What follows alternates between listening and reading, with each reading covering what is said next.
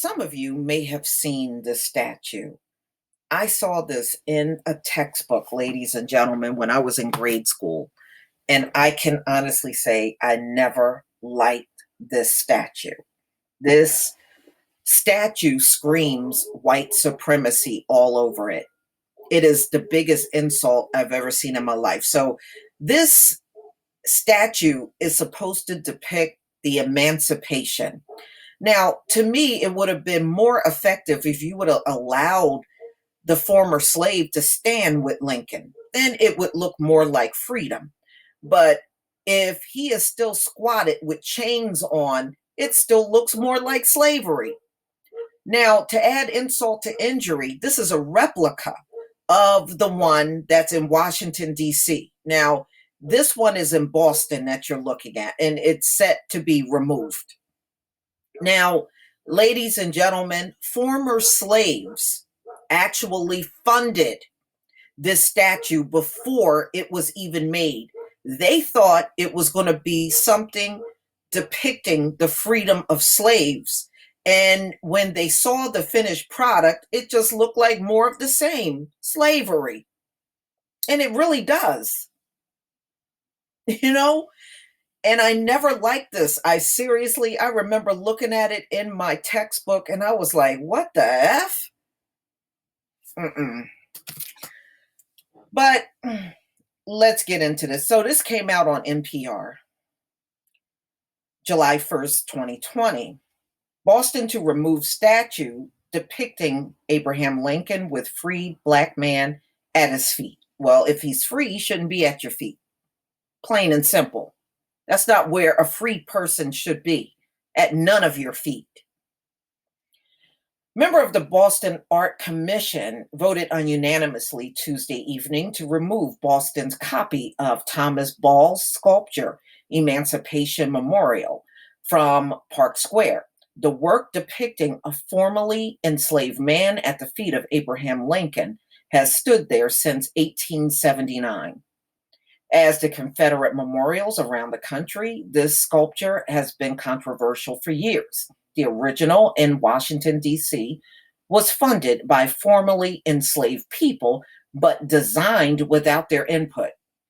So, in other words, the white artist took their money and then came up with this insulting statue. Took the money of former slaves and came up with this garbage. The commission heard nearly 2 hours of public comment for and against removal. Well, they ultimately decided to remove it. And, one of the artists there in Boston talked about how degrading the statue was to an entire group of people. This is a frozen picture. The man is kneeling. He will never stand up, Bullock said. This image is problematic because it feeds into the narrative that Black people need to be led free and freed. The narrative that seems very specific to us for some reason. Why is our trauma so glorified?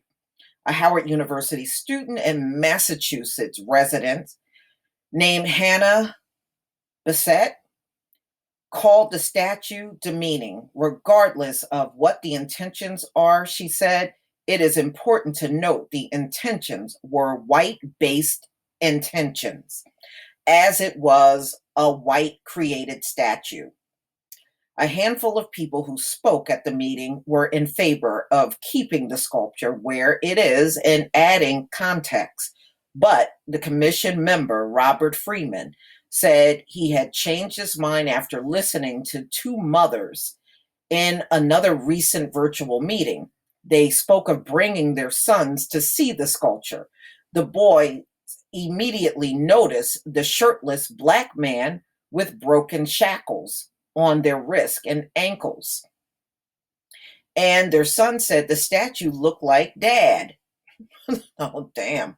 And the other said, it looks like me, Freeman said. And then I realized that changing the inscription is not going to change the visual power of what art does. So I have changed my mind. I am for Now, the removal of the statue to a safe place. Mm-mm-mm. All right. So, ladies and gentlemen, it is just another person that talked about how when they lived in DC, they actually had to walk past this statue every day as a kid. And they would look at the statue and found it as creepy.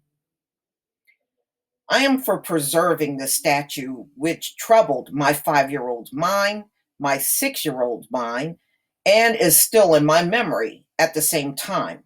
It needs to have people talk about where the pose came from and why the statue was paid for by freed men, and basically how the pose, those attitudes continue, how this sort of white paternalism informs us.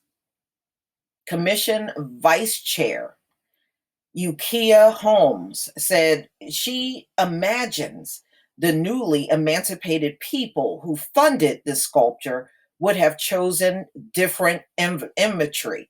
Exactly. You know, so in other words, they funded the statue, and this white artist did what he felt like doing. It was a dirty thing to do. And you knew the money came from those freed black slaves. You know, so in my opinion, this is the artist letting you know he still wants you in slavery. This is just his way of articulating it. It's dirty, it's rotten, it's evil. Public art is storytelling at the street level. As such, the imagery should strike the heart and engage the mind, Holmes said. What I heard today is that it hurts to look at this piece. And in the Boston landscape, we should not have works that bring shame to any group of people, not only in Boston, but across the entire United States.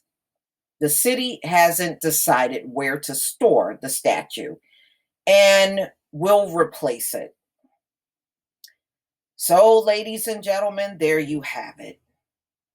Now you know a lot more history behind this particular statue.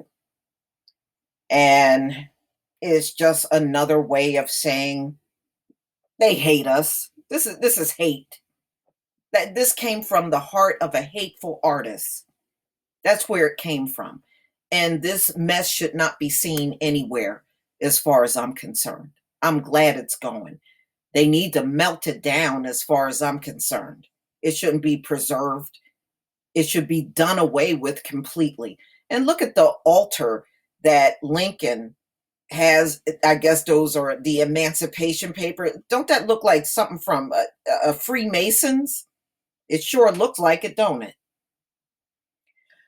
Please leave your comment and subscribe. Don't forget to hit on the notification bell, and I'll see you on the next video.